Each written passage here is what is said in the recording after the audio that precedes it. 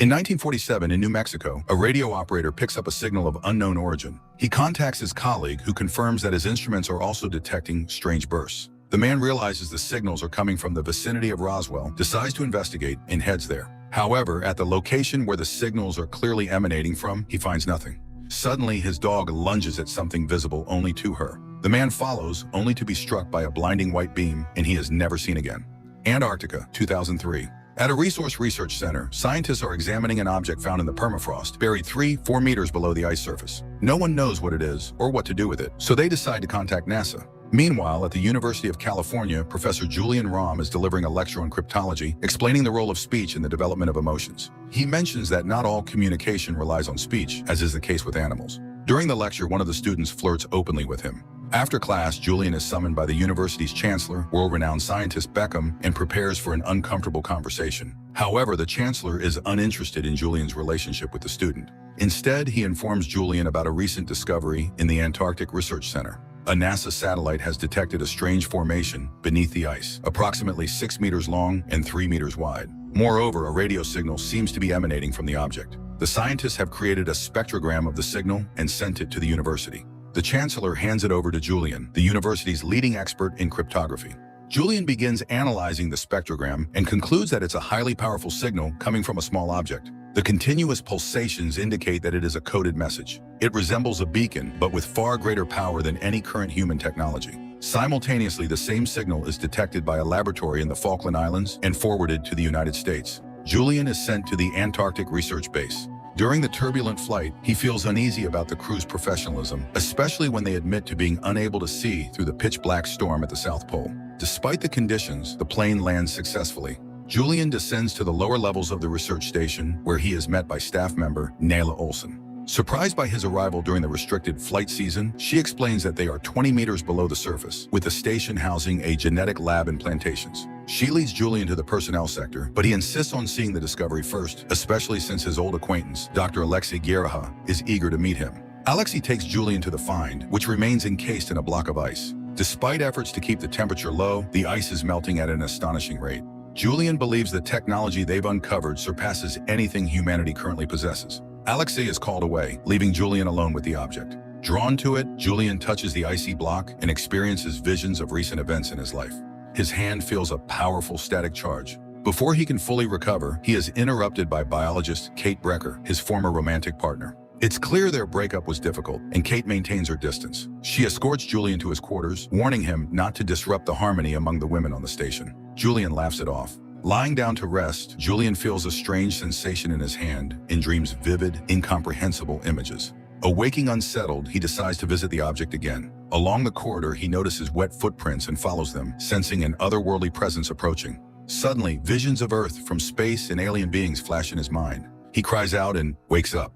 Neela invites him to breakfast and then takes him to the plantations where genetically modified plants are cultivated. Neela undresses and undergoes a full-body disinfection before entering the greenhouse. Inside, Kate and geneticist Michael Straub are already at work. Julian immediately feels jealous of Michael's interactions with Kate. However, Kate redirects Julian's focus to the work at hand, reminding him of the importance of their project. The U.S. government has provided significant funding for developing a space colonization program, and genetics is a critical component of this initiative. Meanwhile, in the government, discussions focus on Julian's past and accomplishments. It turns out he was one of the most promising alien hunters in a NASA project. However, when funding for the project ceased, he returned to teaching. Now, coincidentally, all members of that NASA project, Alexei, Kate, and Julian, are together in the Antarctic lab.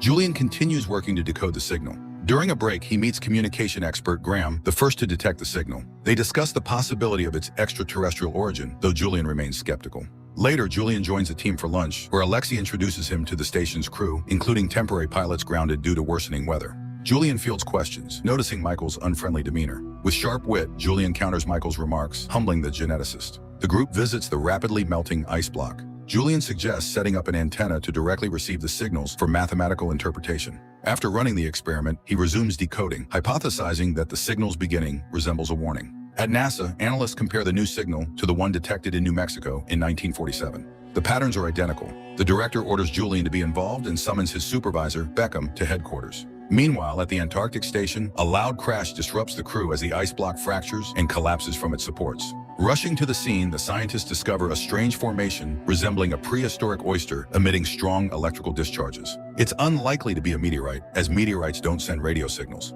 Instead, it appears to be a black box from a spacecraft that accidentally landed on Earth and has been transmitting a distress signal ever since. Julian tries to explain the nature of the discovery, but his claims are met with skepticism. One observer points out a crack on the capsule's surface and suggests opening it. Kate warns about potential viruses inside, but Michael argues that the lab's containment measures should suffice. Meanwhile, Dr. Beckham arrives at the White House. Kate expresses concern about opening the capsule, fearing humanity might be like Neanderthals compared to the aliens. Still, she acknowledges that humans could learn from this technology.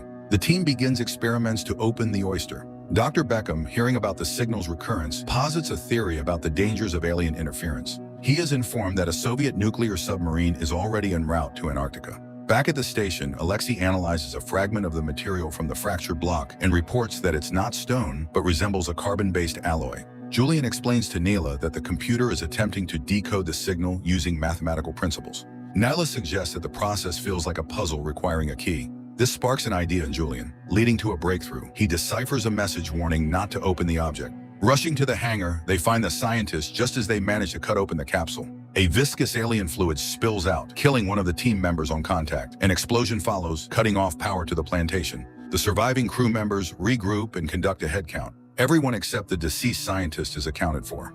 Armed with flashlights, Julian and Kate inspect the exposed interior of the capsule and glimpse the form of an alien inside. Suddenly, one of the women feels unwell and dies rapidly. The same fate befalls several others, leading to the suspicion that a virus has been released. At the White House, the commander of the Russian submarine fleet reports that the vessel is prepared to launch at least 4 warheads at the station, ensuring the threat of invasion is neutralized. At the station, the survivors observe the alien through video cameras, hypothesizing that the virus attacks bodies from the inside out. They send out a distress signal, but the storm likely prevents it from reaching its destination. Realizing they may also be infected, the group faces the grim reality that returning to the mainland is not an option, though some cling to the hope that they might have immunity, as not everyone succumbed immediately. Julian suggests shutting down the plantations to fully secure the hangar, but Michael strongly opposes the idea. While the group argues, the alien from the capsule vanishes. Julian sets out to find the missing alien, instructing the others to locate weapons, cut power to the plantations, and activate emergency lights in the auxiliary sections. The group's reactions vary. Michael spirals into hysteria, while Alexei advises focusing not on what they will do if they find the alien, but on what it might do to them. Meanwhile, Julian discovers the alien hiding and tries to coax it out, promising no harm. The creature emerges from behind a crate, appearing before Julian and telepathically sharing its journey to Earth. Just then, the terrified shouts of the search party echo as they spot Julian near the alien. One of the men panics and shoots, killing the alien, which dissolves into nothingness. Julian explains that he felt the alien's fear. Finally, contact is established with the mainland. Julian reports that only 7 of them remain alive, and they appear healthy. None of them have ventured outside. Beckham then reveals the truth. The object they found was a survival capsule, similar to one that crashed in Roswell in 1947. At that time, the capsule transmitted an SOS signal. Scientists had discovered that the aliens carried a deadly virus capable of destroying the solar system. Although the aliens were unaware of this, the virus had already wiped out life on Mars. On Earth, they chose not to leave their ship despite their desire to make contact. Now the only solution is the complete sterilization of the station, its destruction. Beckham reluctantly informs Julian of this decision and warns him about the approaching submarine. Michael has a meltdown, demanding to be allowed to leave Antarctica, though the rest understand that this could doom the planet.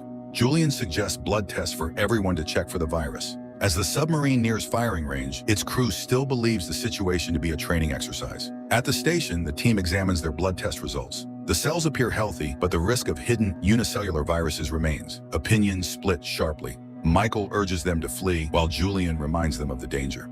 A heated argument ensues, culminating in a pilot, aligned with Michael, being disarmed after a scuffle. Julian and Kate then recode the entry lock on the doors. On the submarine, the crew receives confirmation to fire strategic missiles at the station, with just 18 minutes remaining. At the station, Michael and the pilot conspire to escape, knowing of an alternative exit unknown to Julian. They arm themselves with makeshift weapons, overpower the scientists guarding them, injure Alexei and Kate, and kill several others before fleeing. Kate reveals another exit through the plantations, prompting Julian to chase after the escapees. Meanwhile, the submarine reaches the optimal depth and launches its missiles. Michael and the pilot race through the plantations, but notice the plants wilting and shriveling before their eyes, indicating the virus is lethal to them as well. The pilot refuses to proceed, and Michael kills him. He continues running through the dying plantations, with Julian close behind. Michael reaches the technical passages and surfaces outside, opening the doors to a blinding cocoon of light enveloping the station. Julian follows and is also consumed by the light, where breathing becomes difficult. Quickly adapting, he learns to take shallow breaths and adjusts, unlike Michael, who panics and suffocates. Julian suddenly reestablishes telepathic contact with the aliens. On the submarine, the countdown to impact reaches 9 minutes. Julian returns to the remaining survivors and convinces them to follow him. He leads them into the light, demonstrating how to breathe properly. Moments before the missile strikes, Julian and 3 others, Shelley, Kate, and Alexei, escape the station aboard an alien spacecraft. The station is obliterated by the nuclear charges from the submarine. Sometime later, the government launches a campaign to suppress the truth, claiming that an experimental nuclear reactor meltdown destroyed the base, killing all 13 scientists and specialists. Meanwhile, the alien spacecraft carrying the human survivors departs the solar system. The film lacks originality, bringing to mind other alien-related movies that likely inspired its creators. It suffers from a lack of boldness and quality in execution. However, the strong performances by the cast redeem it, making it a decent effort for its time.